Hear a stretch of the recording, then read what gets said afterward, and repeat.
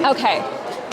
I love this because we're doing this from scratch. We are. I don't even know your name yet. Jody Gray. Nice to meet you, Jody. I'm Mandy. Nice to meet you. Hi. All right, so we're recording. Yeah.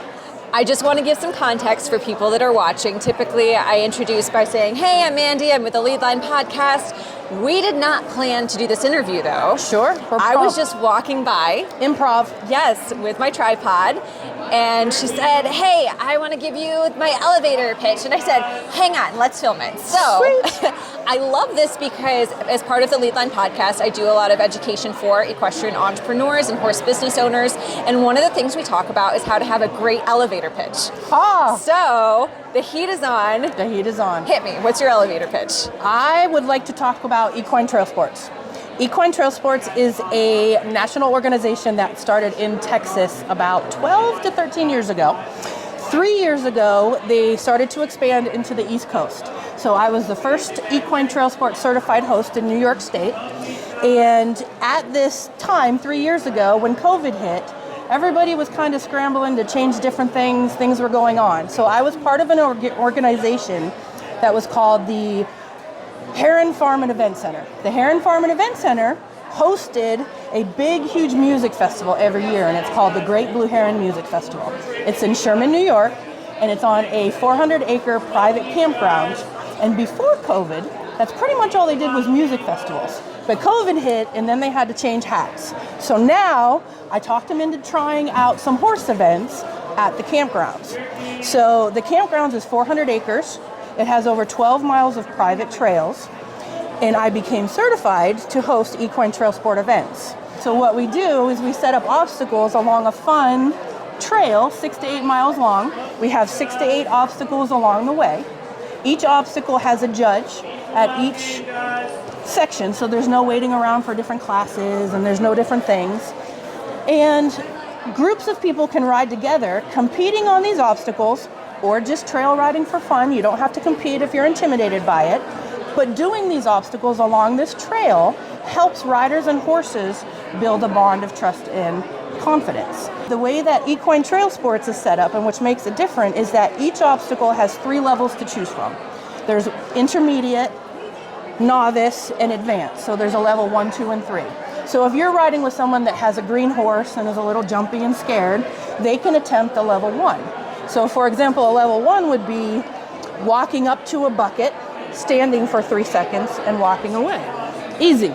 Level 2 would be walking up to a bucket, picking up the bucket and setting it down, and then walk away. Level 3 would be walk up to a bucket, pick something up in the bucket, and drop it in the bucket. So there would be like a sound and handling an item, confidence builder along the way. So someone with a little experience could do it. Someone with an advanced horse that is really comfortable and has a lot of confidence build could do a level 3, but you can all ride together. The best part of it is that at the end of this ride, the judges will come out and talk about all the things they saw on the obstacles. So you're learning about what you did wrong, what you could do better. All of this stuff gets posted online. Your scores and rankings are posted online, and then everything is emailed to you. So you could say you had heavy hands, or there was heavy cues, or work on calming your horse, or focus on your posture, you weren't balanced, you lost your cadence. So it's not only fun, but it's also teaching you how to have a better relationship with your horses. So when you talk about getting certified, what does that entail?